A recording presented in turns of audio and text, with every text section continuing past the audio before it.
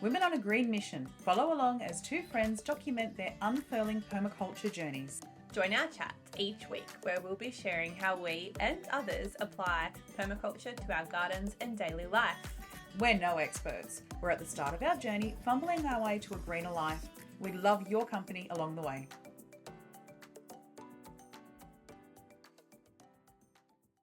Hi. Good morning. How are you? I'm good. How are you? I am excellent. What's been happening? What's been happening? I've been hustling council. That's what's been happening.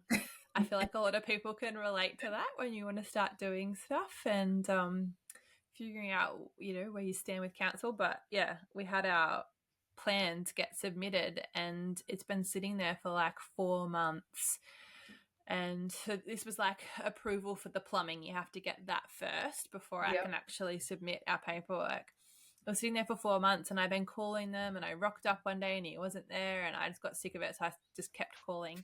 Finally got through to him and he's like, oh, I'm waiting for your DA. And I'm like, well, we're not doing a DA. We're doing a compliant development. He's like, oh, I didn't know that. And I was like, well, you could have called us and followed up. And he's like, oh, I just need your soil report. And I was like, well, I've had that since February. Like, if you told us, we could have provided it. Like, how hard is it just to shoot an email back saying, do you have? Yeah. You didn't obviously know that they needed that. Otherwise, you would have provided it. Exactly. And it wasn't in the paperwork. Like, the paperwork didn't ask for that when we submitted it. So otherwise it would have been attached. So anyway, finally spoke to him, organised it all. Because of the soil we're on, it's like not a typical soil and it doesn't fall under any of the normal controls. So now we're having to do like a deemed to comply. And so our plumbers have to like draw up a whole mud map of what they're planning on doing. Then an engineer now has to engineer our plumbing with flexible joins because of our clay soil. And now that has to go to fair trading and they have to tick it off. And then I have to send it all back to council before I can submit our construction certificate. So they're treating our soil here because it's not under like the normal, guidelines, as if we're in like a mine subsidence area. What the that doesn't make sense. Yeah. Like, and our certifier is like, it's pretty much like instead of using a paperweight to hold paper, it's like asking an elephant to sit on it. He's like, it's just stupid. Well and truly over the top. And I would imagine like your soil composition from one block to the next up there wouldn't be that different. Like there's going to be maybe a few anomalies and things like that, but like what have other people had to do as well? Like, and why is yours so different there? I know.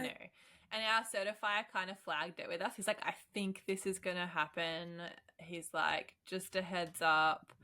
But yeah, it's just ridiculous how long it's taken. And we decided to do a compliant development instead of a DA so that it would be quicker.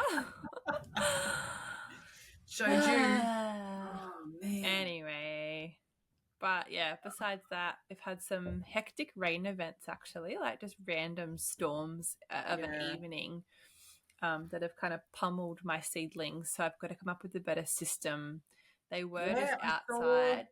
I saw the other day in the group that, third time round because the first two got eaten. So these third ones. So then I put them on the deck. Yes. So I put them up on the deck so that the rats and whatever was eating them wouldn't get to them because the dogs are around the house. And they've all sprouted pretty well, like had good germination rates and everything this time. But we've just had 2 big storms where like the raindrops have just like eroded all the soil from the pool seedlings. No. So I'm going to have to come up with like a canopy of some sort to put over them and figure it out because, my poor little seeds and like the effort that you go to sow them and do it all and plant it. And now I feel like I'm 8 weeks behind almost with our seeds because... But it's all learning, I just had to sow them again. All this is learning so that, next round you go, okay, well, I don't put them there and I don't do that and I make sure that there's this and then you'll find by doing all of that, you find what works. So you will get there. True. But everything else is looking healthy. Our tomatoes are all on the vine and starting to ripen, and we're still picking a cabbage here and there, and I've planted lots of wombok to kind of go into the warmer seasons because we use that a lot in like salads and stir fries and heaps of beans that we've been eating. We've had about 8 zucchinis off our vine already, which is Oh, awesome. wow. I haven't even got mine And in. yeah, ours are going bonkers. They're getting a bit of powdery mildew already because of the rain, but I've got some more that I've planted in case they're not very happy. What else have we got going on? Oh, poppies. We have so many poppies that are blooming. Oh, They're really? gorgeous. I love Yeah. it. Take some photos. Take some photos and pop them in the group. I want to see. Yeah. I want to And then see. my dahlias that I've pre-sprouted. I had 3 that I pre-sprouted a few weeks ago. They've all bloomed. They're in bloom. And then I bought some more in a sale, so I'm pre-sprouting those. What else? I've got all these volunteer plants that have popped up from, we did like some orchard roads and did in situ composting, but it wasn't like composted very well. I was impatient and just kind of went, no, I don't care, I'll just use it. It's going to sit there till next winter anyway. So we've got a few pumpkins and I think cucumbers, I don't know yet, that have all popped up in our orchards for next year. Oh, well, roots in the ground, that'll be fine. So I left them. Exactly. We planted our figs and all the little baby figs are starting to come on, which is really cool. Nice. Yeah, already. Got our first blueberry off our blueberry bush. Picking a few strawberries every day. Who got that one? It's still there.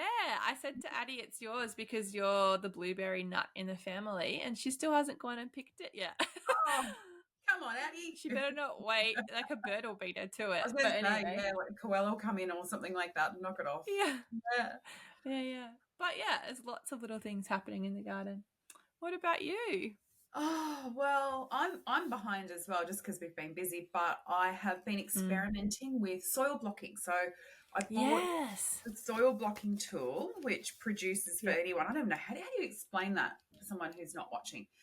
So it's basically this tool it's like where an ice cube tray. Yeah, kind of is. It kind of is. So you kind of jam the soil in, like you make this kind of, it's almost a slurry mix. Like it's really wet, but it's not like sodden wet.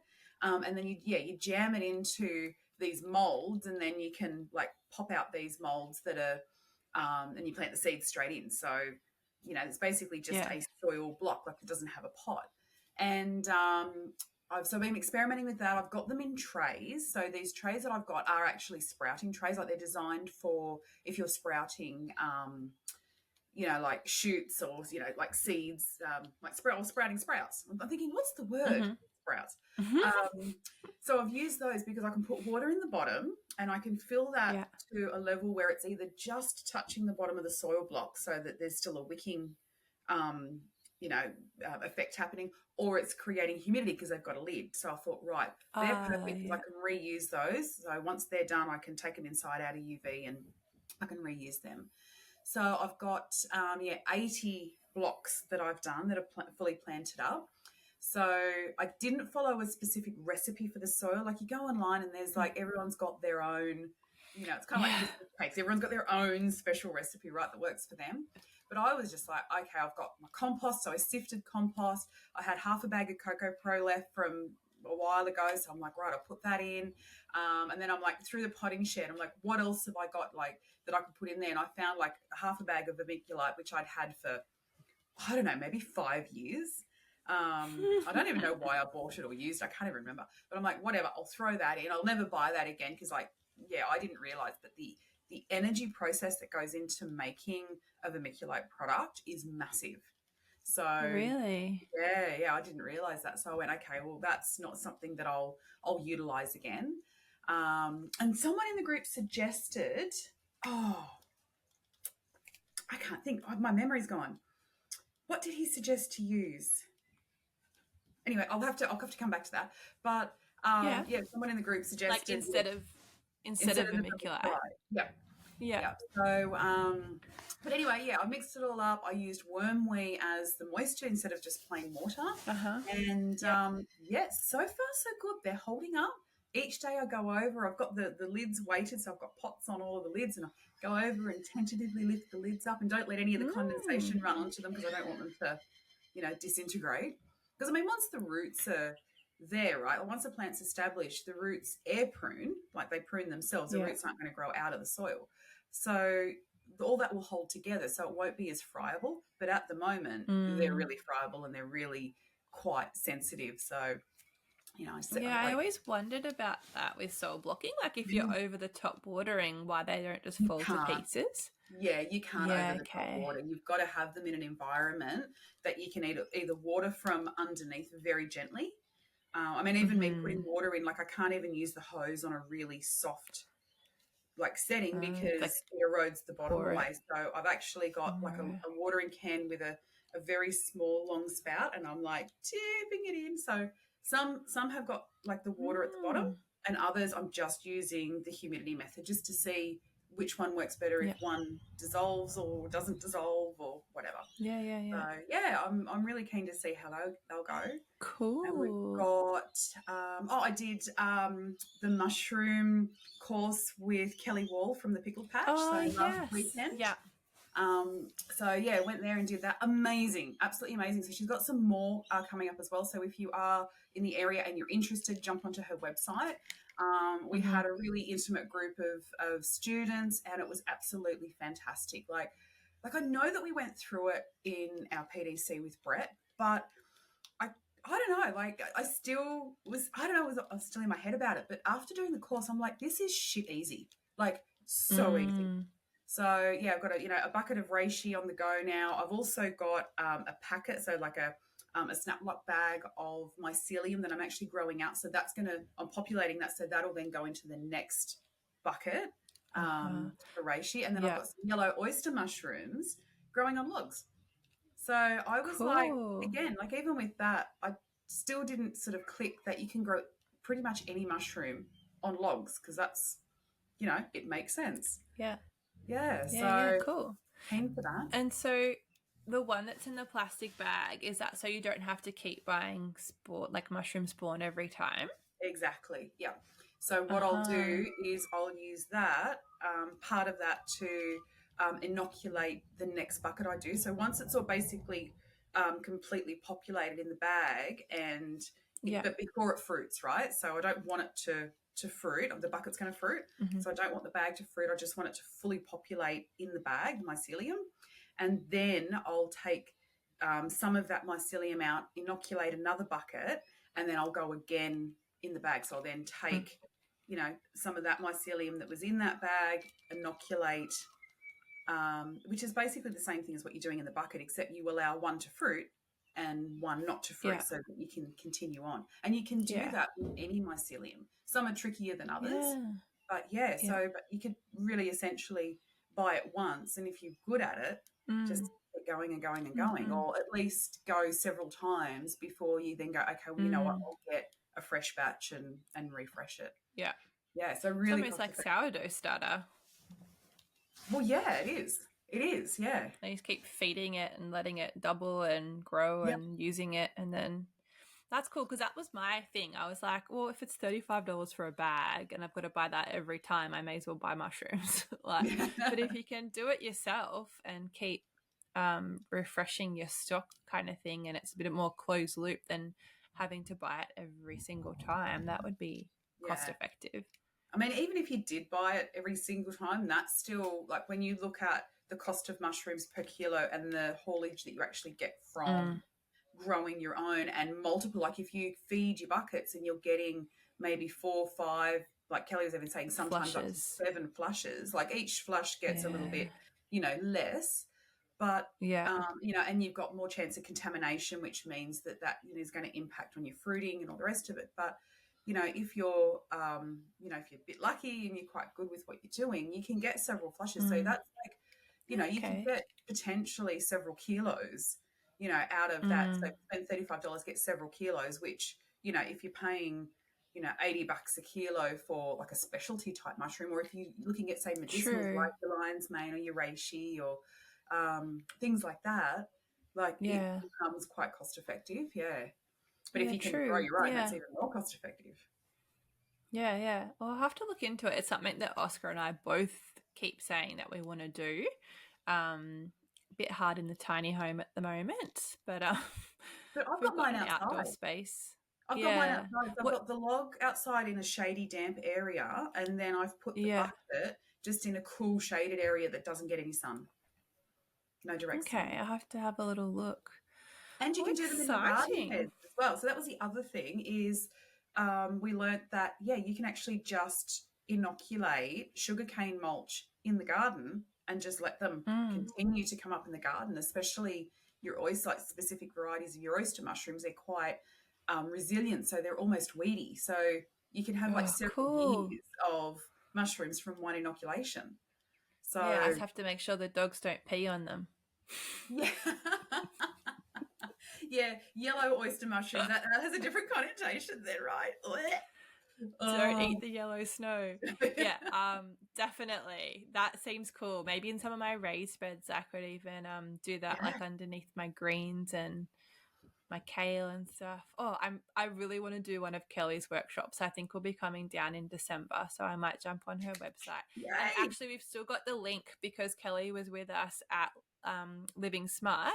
We have the link for her page in our bio. So if anybody does want to get onto her workshops or website, such a fun day, and so just so interesting. But there was a lot of hands-on stuff, which was, it wasn't just all sort of theory. It was like, she's like, right, come on, let's go, get up, we're going to get into this and we're going to do that. And one, like she said, it does a demonstration and then she's like, right, jump in, like you guys do it. So that's really, what you want. Really good to actually do it yourself. Yeah. And you get, a take home. And I have to shout out to Kelly too. The lunch that she put on was amazing. We've got the beautiful little, I don't know, like sort of charcuterie boxes that she put together herself. They're absolutely gorgeous. So cool. It was a really fun day. So I really encourage anyone to do it. So you have to come down. You have to come down and do one. Well, we're definitely coming in December. I just don't know if it's going to time with one of our workshops. So I'll have to keep an eye out. Let's just see how it goes. Well, who have we got on today? Who have we got following our little chat? We have a Newcastle local. Her name is Mardi. So she moved from Sydney many, many years ago and she set up that at Lake Macquarie. And she has her business called ReNewy Living. So we chat to her this week. And it was a really, really good chat. I really enjoyed her sentiments. And I just love what she's doing. Like, again, the a link to her website and her socials are in the show notes. So definitely jump on and go and have a look. Her website's actually really cool. Yeah. But I loved the Christmas chat particular that we had about gifts and Christmas. And so if you're kind of thinking about that already, that would be a good little spot to listen to as well. And her ideas around that, because her whole ethos is to, buy less, use what you have, source it local. I mean, the that whole sustainability sustainability as well with waste. It's like, oh my goodness. Yeah, so really cool. So jump on, have a listen, let us know what you think. And we'll see you next week. Enjoy, everyone. Hi, everyone, and welcome to another episode of the Practical Permaculture Podcast. This week we have Mardi joining us. Hello. Hi, how you going? I'm well. And so before we get too far into the podcast, we always acknowledge the land that we're recording on. So whereabouts are you? I'm in Lake Macquarie, which is on Awabakal country. And Joe is here with us too. Where are you recording, Joe? I'm hiding in the background. I'm at home in my home office, so I'm on the lands of the Wanneroo peoples. I always feel like I introduce everyone and then Joe's just silent until we get to this bit. That's terrible. Just hanging out in the background. And I'm up in the Northern Rivers on Yaegl country. So, to start with, would you like to tell us a bit about yourself, your context, and where you live? Wow, okay. So, where do we start? So, I live in Lake Macquarie, but I grew up in Sydney. But we have been living in Lake Macquarie for the last 24 years. We chose to live up here. My husband's work led us this way, and we thought, well, we'll just give it a go.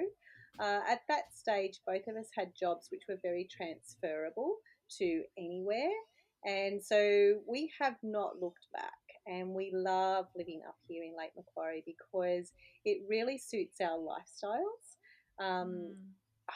Where we are, we're so close to the beach, we're close to the lake, and we're close to the bush. And that is something that I really love, is that outdoor environment.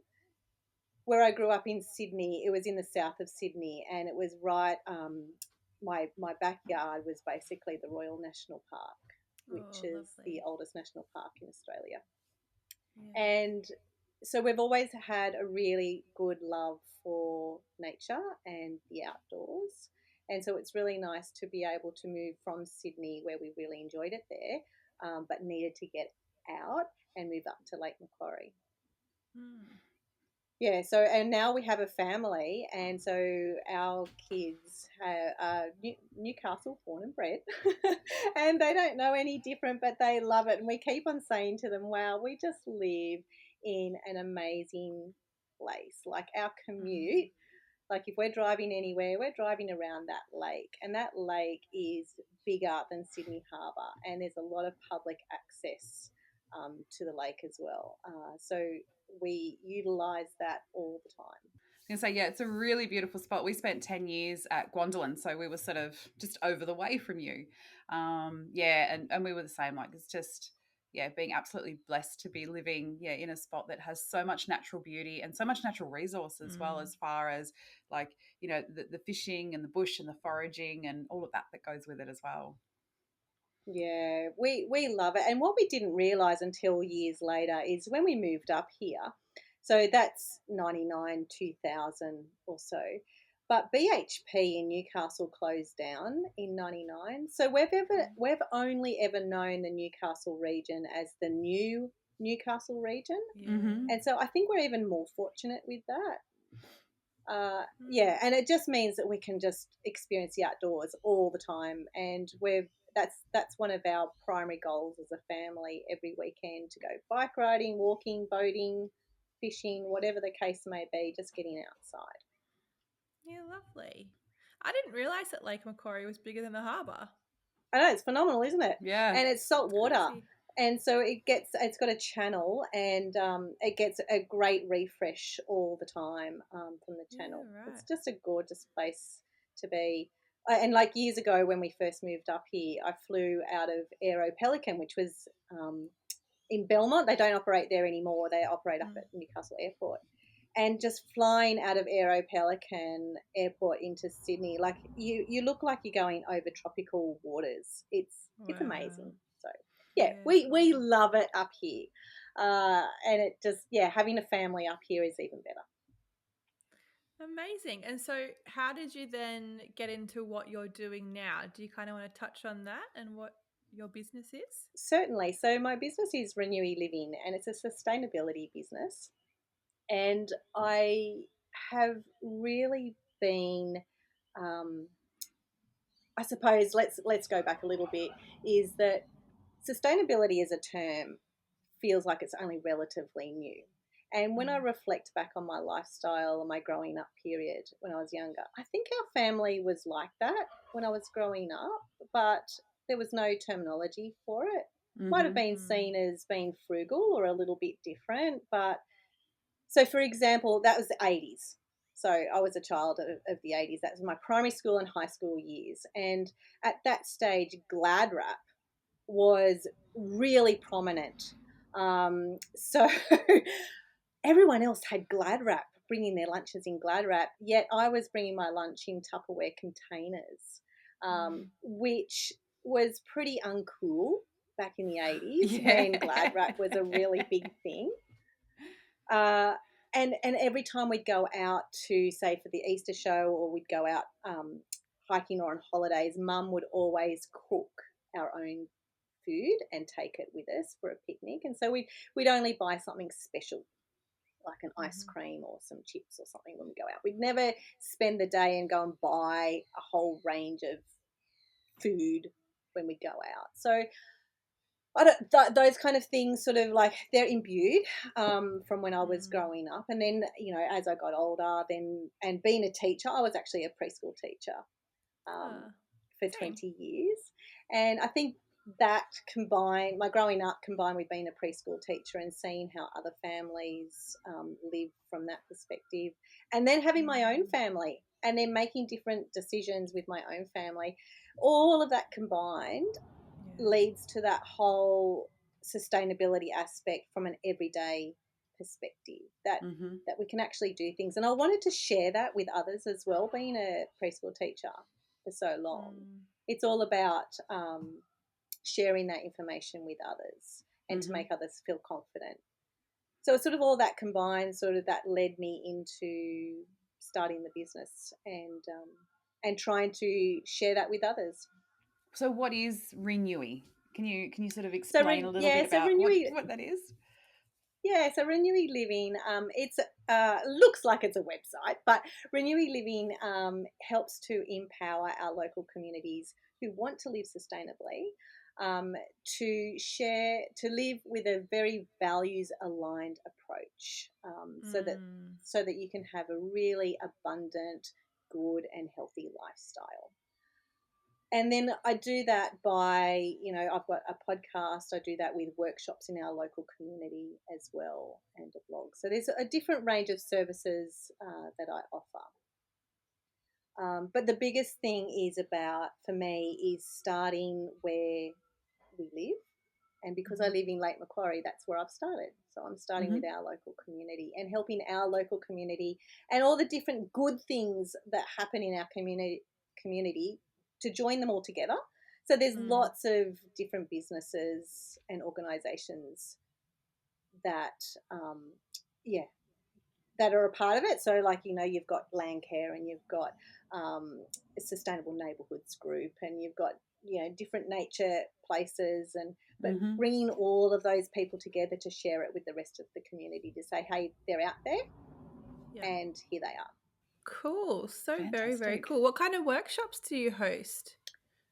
So I host waste to art workshops. So that's a collection of marine debris and other wasteful things that happen in our households, and put that into a creative play kind of workshop. Oh, wow. Really successful for the school holiday programs. Yeah. But also for adults. I was going to ask if it was just kids, or you sort of target adults as well, because I was sort of like thinking just then, like the sip and paint. It could be like, sip and art with waste. I thought, I'm in for that. I love doing it with the adults, because we really don't have that much opportunity to just play and create. And as we get older, we get very structured, and there are a lot of things, even the paint and sip kind of thing. It's quite structured to say, today you are painting this and this is how you do it.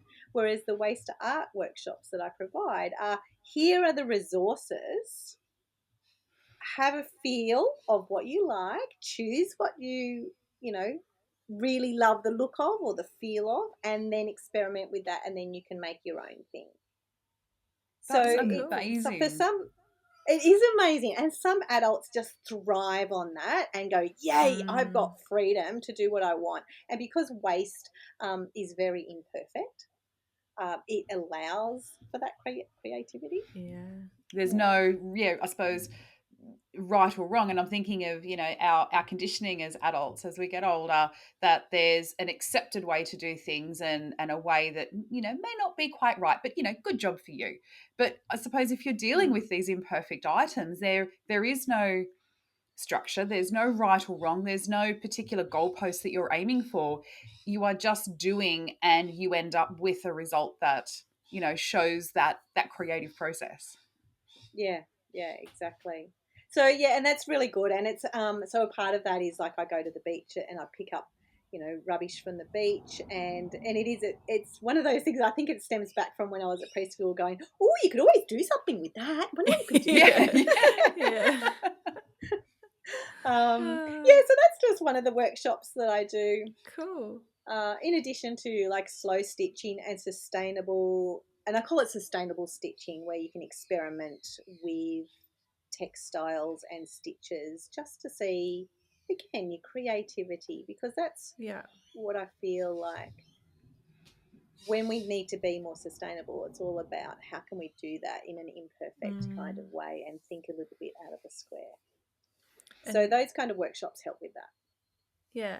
And does that also like help with mending clothes, like your stitching workshops and things like that as well? Or, Absolutely. I've had quite a few mending clothes workshops. And Yeah.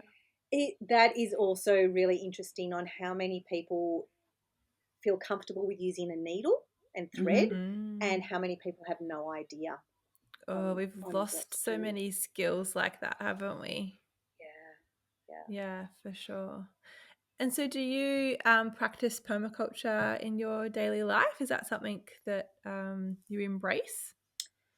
So permaculture from a gardening perspective, I don't actually have a garden.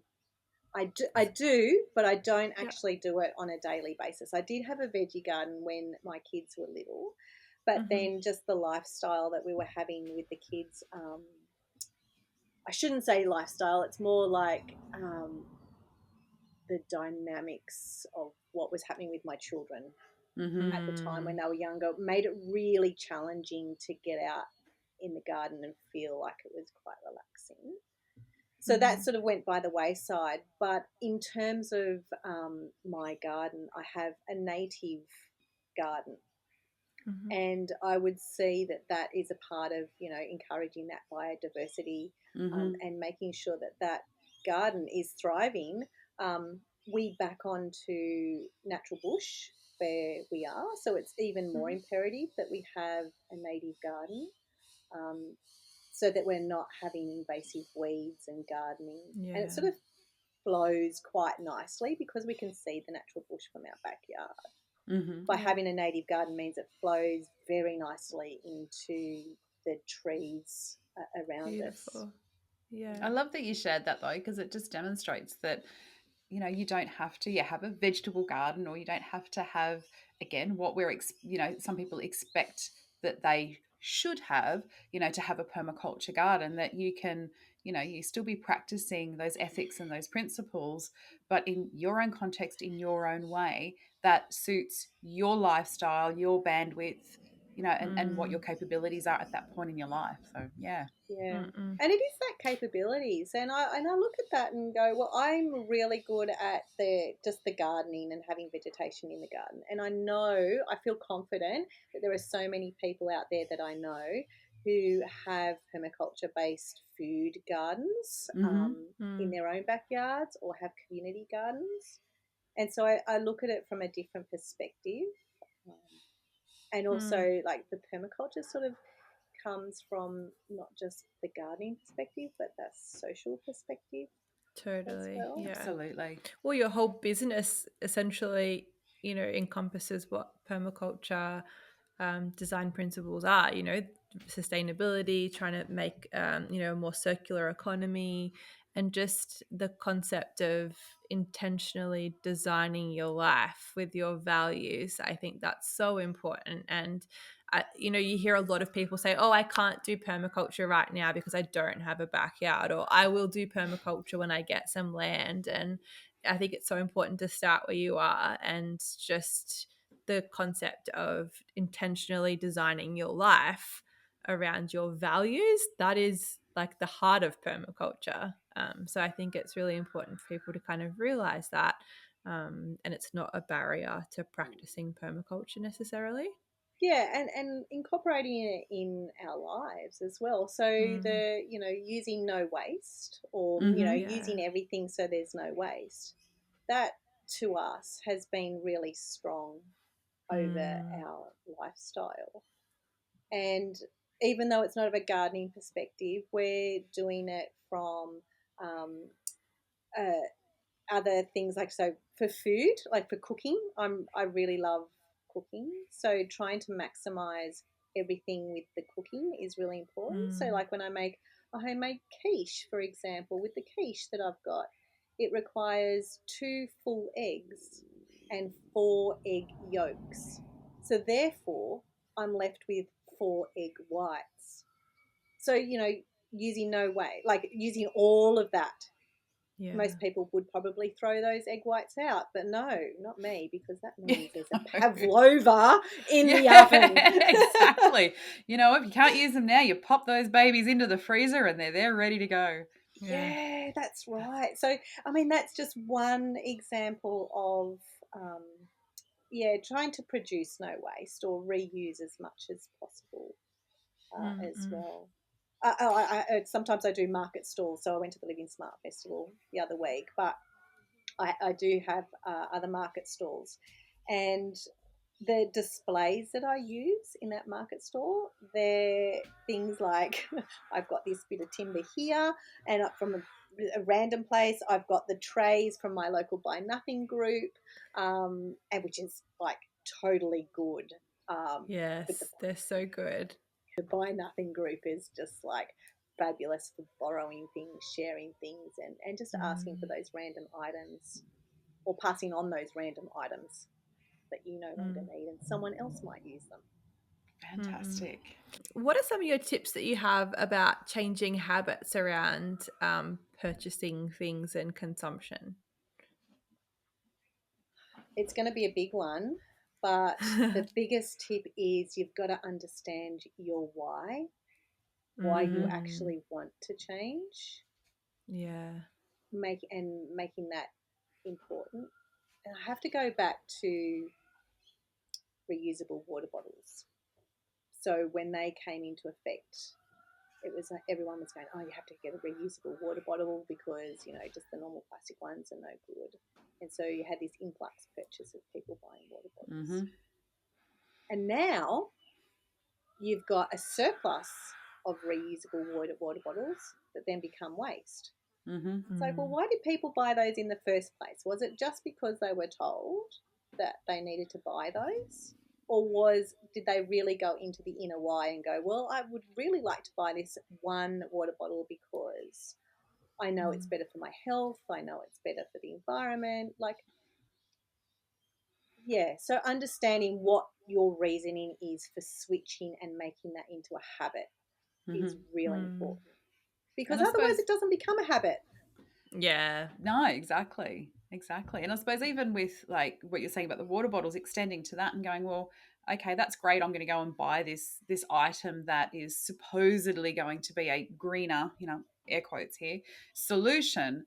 However, a lot of people also went out and bought, those the super cheap ones that are going to, crack and break and shitty plastic. Exactly. That doesn't have that longevity then. So again, it's that, even from a financial perspective, sort of talking to people that may not be, as sustainably conscious, but looking from a financial perspective, like it's false economy. So having that understanding about, like you said, bringing it back to that why do I want this? What is my why about what I want to change? But what do I even, at the granular level, why do I want to buy this item? Is it going to actually give me what I want? And asking that question of everything that you buy. And, I think there's a lot of us, myself included, that if I ask that question every single purchase, there would be a lot of purchases that I go, you know what, this is a bit of a frivolous thing. And I know it's really not aligned with who I am. I'm just getting caught up in the marketing or the moment, or, it's a bit of retail therapy or whatever that is for that reason. Yeah, so it is about delving into that why, and it doesn't have to be that big. But reducing things in the first place, because that's the other thing with starting my business as well. I wanted to show that sustainability is not just about buying something that is deemed as green or reusable or the best, because really we just need to use what already is in circulation or what we already have. Yeah. There's no need to buy anything extra when we can be a little bit more creative and go, no, well, I don't actually need that. Have you got any tips for sustaining habits? Because me personally, we have a massive compost bay, and I know I should compost, and I know why I want to compost to create good soil health and all these things. But sometimes I'm just so goddamn lazy, and I'm like, oh, I couldn't be bothered separating this, or sometimes I put it mentally in the too hard basket. I don't know if it's the season of my life because I've got 2 young children. It's just like another thing to add to the list. But do you have any advice around, when it feels hard, or even if you are strong with your why, how to kind of integrate habits or sustain them over the long term? Yeah, because that comes down to your values as well, doesn't it? Like, this is why it's like big issue stuff, why habits don't stick. So, So it's like when the phone became an essential item to go out of the house, right? Now, so how did that come to be? But it really is such a conscious effort that we need to make to go, okay, I need to put my shopping bags at the front door. I need to put my shopping bags in the car. I need to take my shopping bags out of the car and take them into the grocery shop with me. And it feels like you need to talk to yourself quite a bit, many times, to then go, okay, it just becomes a natural habit. Because habits take a long time, don't they? They do, yeah. And I guess making it easy too, like which is where I guess zones in permaculture come in, like making that composting easy for me, because at the moment we've made it easy for when our house is going to be built, that it will be easy, but we're in a tiny home at the moment, so it just seems like that bit of effort because it's not close to where we're going to have the back door of our tiny home, so it's, you know, a bit of an effort still to do it. So I think making things easeful and maybe just doing one thing at a time, because I'm the kind of person who's like, I'm going to do all the things and then I get overwhelmed. And one thing at a time is that brilliant way of doing it. I know it's a very, very well used saying, but it's so important because when you do one thing, then you get that habit sticking, and then you can move on to the next habit.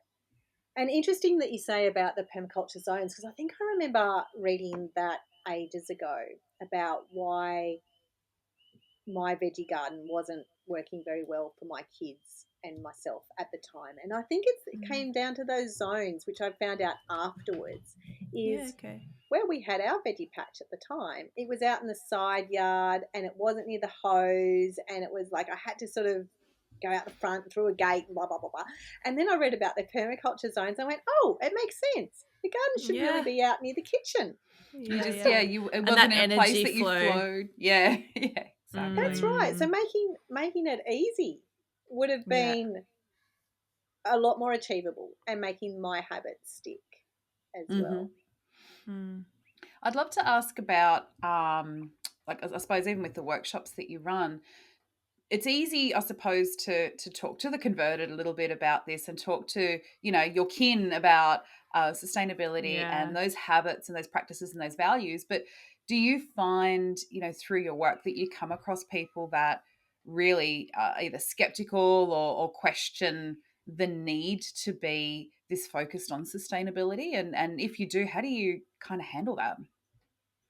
That is a really good question, because a lot of the people that come to my workshops or that I chat with are either on that trajectory of sustainability, or are edging on that, I've heard it a lot, therefore I need to take the next step.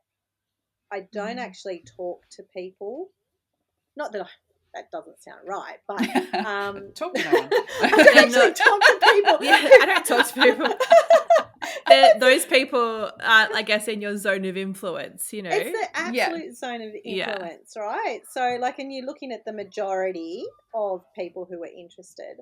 And I think I know that there is in my extended family, there's definitely people that don't think like I think, and then that's okay, and respecting that is really important, because we can't let everyone do exactly what we do.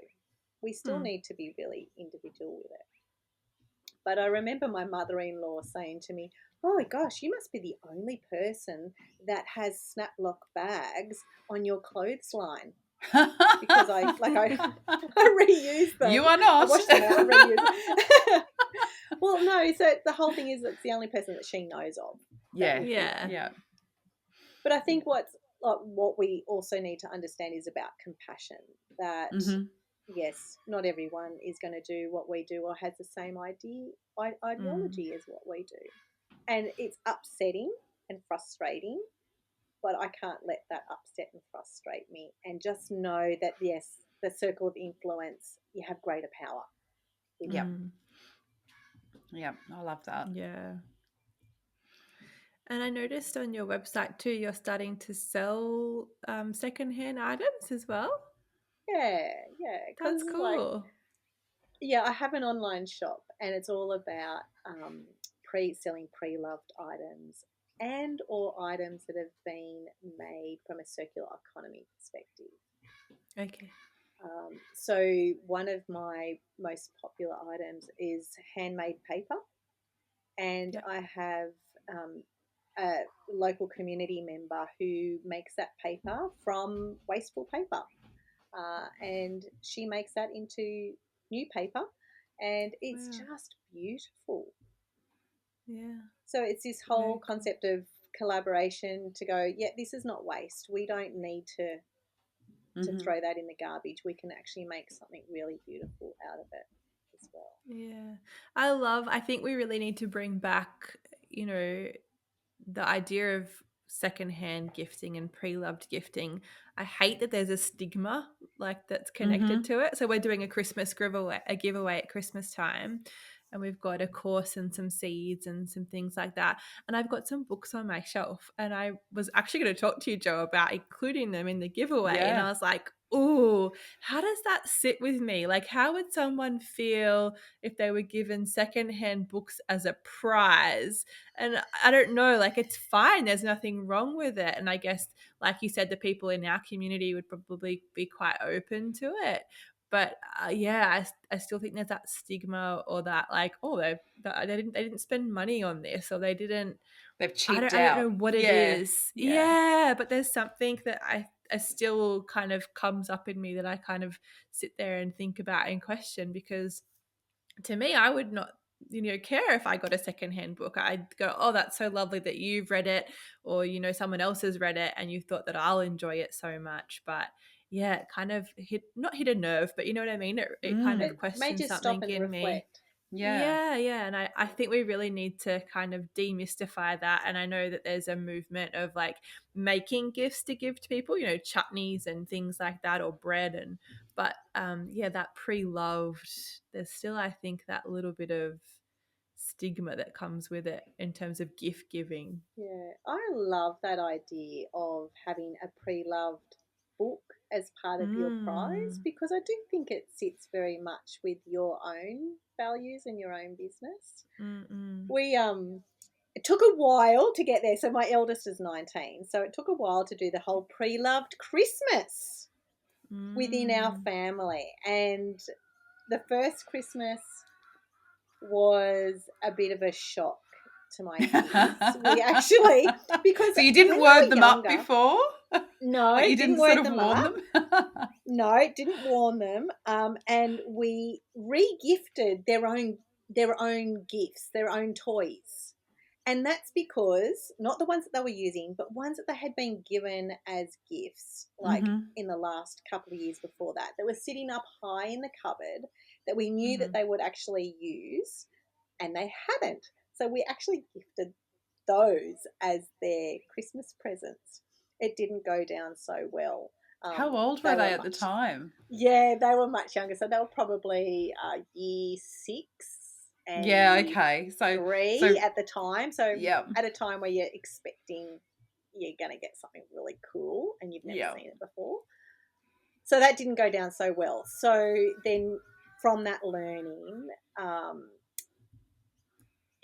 G'd up the whole family and the extended family. I'm really lucky that we've got my husband and I have got a really small extended family, and had a chat to our extended family and said, you know what, we just don't want to give gift cards, because what's the point of us giving someone a $50 gift card and they're giving us a $50 gift card?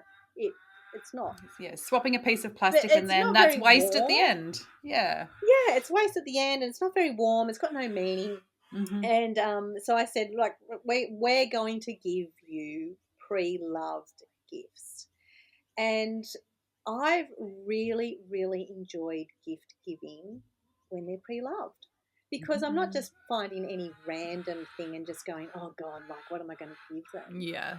I'm intentionally thinking, oh, I know my uncle will absolutely love this book. And I'm going to give that to him. Or here is an item of clothing that I know that my mum is going to love wearing, and I'm going to give that to her. And so we've actually now made our Christmases pre-loved Christmas. That's amazing. That's and so also cool. the cooking, because I love cooking. So I do lots of, the cooking. I give that to my dad because I know my dad would really love the shortbread and the Christmas cake and the lemon butter and all that kind of stuff. We've been doing it for our kids' birthdays, and it came along for us because we were living on the road. And so, I mean, we got some connecting roads for my son that were all on Marketplace. They were barely used and someone wanted to get rid of them, so we bought them on there.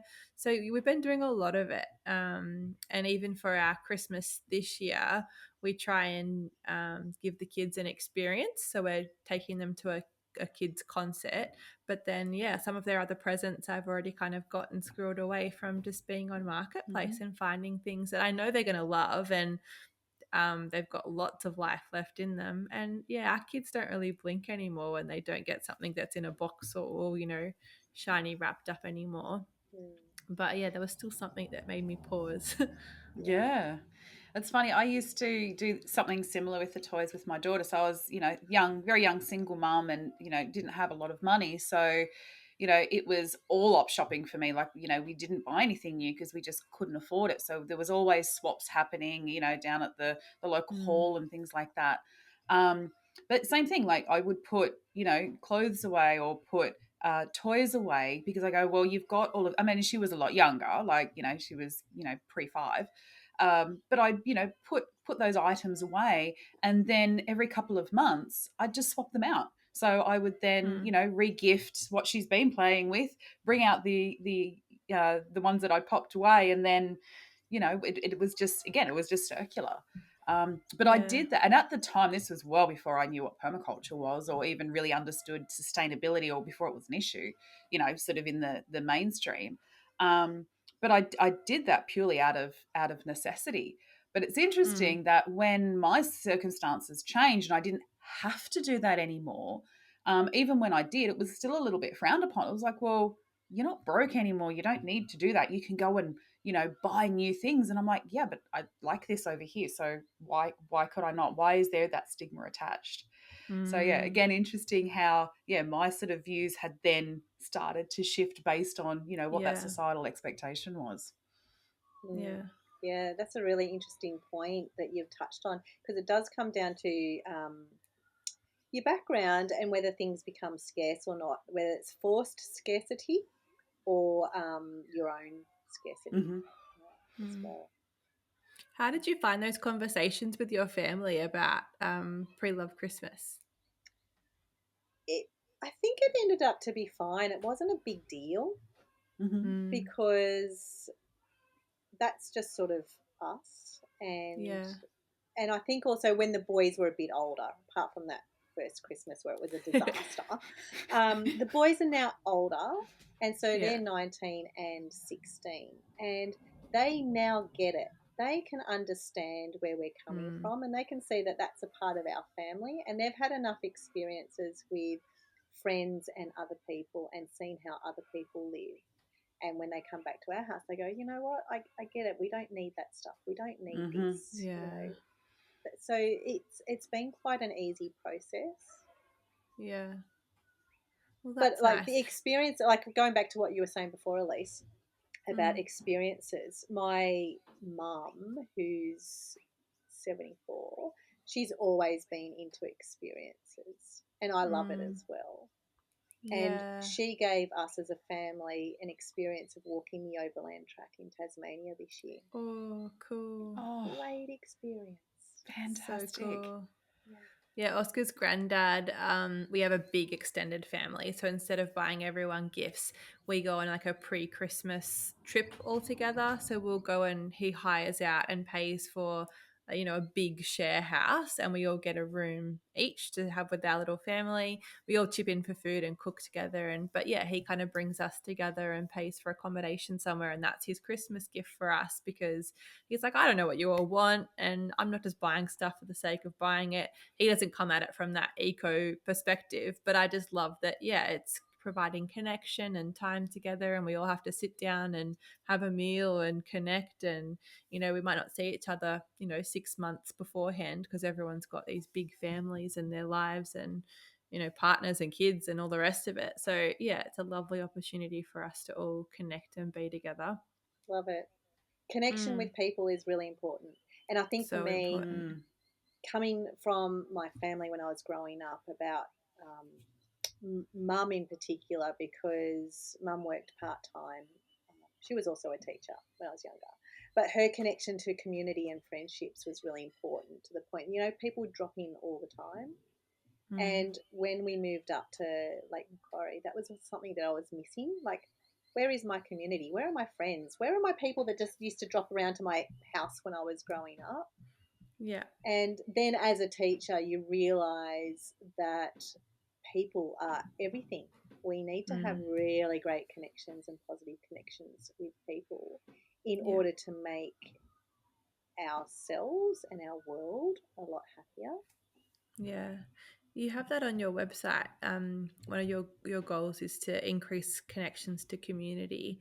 How do you help foster that, or what are some tips that you might have for people who are seeking that out? So at the moment, from a broader perspective, I have a podcast to help connect the community to share, like I was saying before, to share all the good stuff that's happening in our community and sharing that word.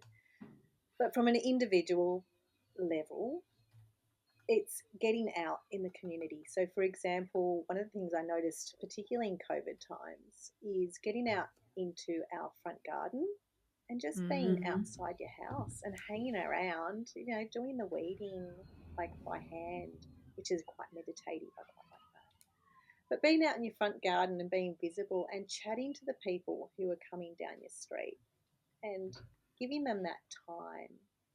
Yeah. That's one element. Going out to community events is another element. Sharing all the good stuff that you have with other people. Being in your Buy Nothing group is actually another way of connecting with community as well. True. Because it's such a localized way of getting to know people within like a 5K radius, and you sort of get to know those people. So there's many different levels of connecting community, and I think a part of that is also having great respect that other people have different perspectives as well. That's what we're talking about before, Joe. Like, when people think differently to you, just that's okay. Be kind about it. I find too with that, we've lost a little bit of that tolerance, and I think social media has a big part to play in that, because it's so much easier for people to be a keyboard warrior and throw opinions and shade at people where there is no context and there's no save it in draft and let's really think on this and have an open and honest and respectful discussion and conversation. It's much easier just to throw barbs and and run away and not have to take any accountability for that. And I think that's where connection is even more important, because we need to understand that people have different opinions, and we need to be challenged on our own opinions and our own beliefs as well. Like, that's really important, that you were open to that. When someone says, well, you do this, but really, what are you doing that for? Or why do you do that? I don't understand that. And to then be able to verbalize, where you're at. And that can, I know that for me, I've done that a few times. And then when I've sort of said something out loud and I've gone away and gone, is that really the truth? Is that really what I believe? And it's challenged my thinking on it. And so that connection is even more important to have that happen, because if you don't have that and you don't have those conversations, you don't challenge yourself. And the older we get, the more set in our ways and our beliefs we get. And we're not open to that anymore. It's really important. Yeah, absolutely important. I think also that talking and connection, you can be surprised at how many shared things that you might have with someone that you didn't think that you would. So, in the example that someone might not align with your sustainability values, but then you start talking about rubbish on the beach, for instance, and then the animals that might get injured or swallow, and they might really empathize with that side of it, and they can kind of come to that shared understanding that, no, this is a problem. Like, we do overconsume. We don't need plastic bottles. We don't need these things. Maybe coming at it from a different perspective or from a different reason as to why they think that. But you do have that overlap, and that then fosters more connection. And I think it also means that we can appreciate other people's perspectives and understand why they come from that point of view, and kind of, like you said, Joe, be more tolerant, but also just, you know, really accept people, and yeah, and learn more about yourself, because they might teach you something, and you can see it from that point of view and understand why someone might not have capacity or understand or think like you do. Mm. I love I love living locally, and I love supporting our local community. That's really important. But I also like getting out of that bubble, because if we live in that bubble all the time, then it can get a little bit dangerous, like what you're saying, Yes. Joe. Like, we're not going to be able to see anyone else's perspectives or see it from a bigger picture. So for me, the value of traveling is imperative to get a greater perspective. And so traveling doesn't have to be overseas. Traveling can be anywhere. It can be in Australia. It can be, 4 hours wherever you are from where you live. It can be like, so for example, even when we went to the Overland Track this year, that showed the importance of water, because water and food, when you go hiking, and that was for 8 days, when you go hiking for that long, you see how valuable your food is. You can't just go to the supermarket and you can't just buy the food, because you've got it on your pack and you've got it there for 8 days.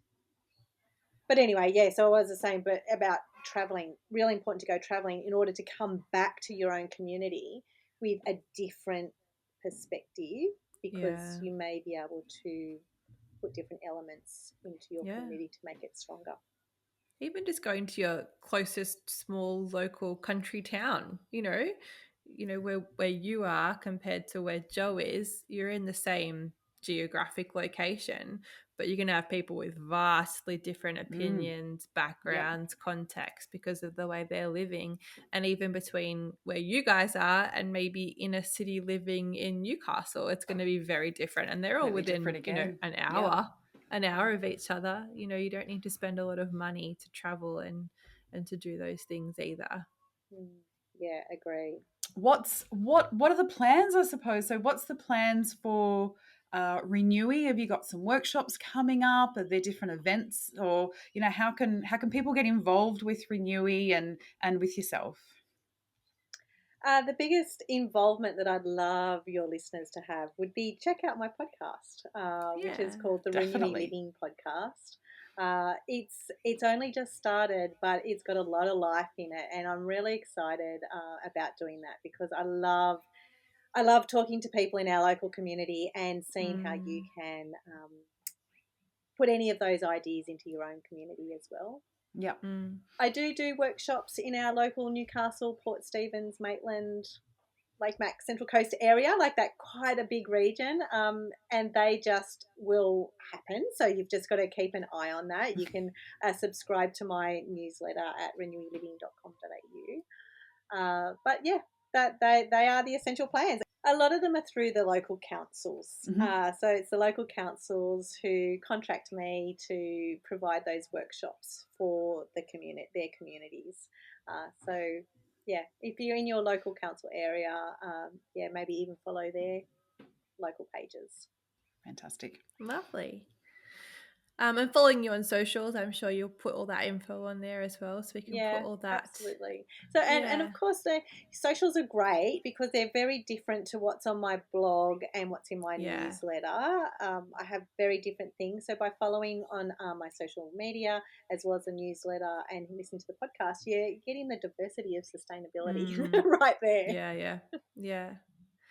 Well, before we let you go, if someone is just starting out on this journey, what's one piece of advice that you would give them? Oh, it's what you were saying before about just starting one step at a time, finding out what you love doing and following that and Yeah. giving that a shot. So if you love growing food, make that your mission and be really good at your mission. If you love cooking from scratch and reducing the packaging in your kitchen, make that your mission. So follow what you're really passionate about. That would be my biggest tip for making something stick, making it a habit, making it workable, and then going with that. Lovely. Fantastic. That's such good advice. It's even when you were saying that, like, you know, what is your passion, and you know, make that your mission. And instantly I'm like, oh, there's so many things that I could do that I love that I could make my mission. But it's like, yeah, just distilling it down to what lights you up. Yeah. Definitely what lights you up, because that's only going to make it work. Yeah. And you're going to have a lot of influence with your friends by following your own passion. Absolutely. Oh, wonderful. Thank you. Thanks so much for coming onto the podcast today and having a chat with us. And we will definitely put all the links to your podcast, to your website. People can jump on and follow you on socials, listen and engage with you. And I'm sure if they have any questions, you don't mind if they reach out directly to you, or either in the Practical Permaculture podcast group that we've got on Facebook, so they can reach out that way as well. Fabulous. I'd love that. Everyone is very welcome to ask me questions at any time. Wonderful. Lovely. Thank you so much for your time today. And hopefully we can talk to you again soon. Thank you. Thanks for listening to the Practical Permaculture Podcast. Jump onto our Facebook group to keep the chat going and to look for any resources that we mentioned on today's show. Look in the show notes. And if you liked the episode today, then subscribe. Please give us a review and share. And if you didn't, then that's okay. We're sure you'll find the right podcast for you. Bye. Bye.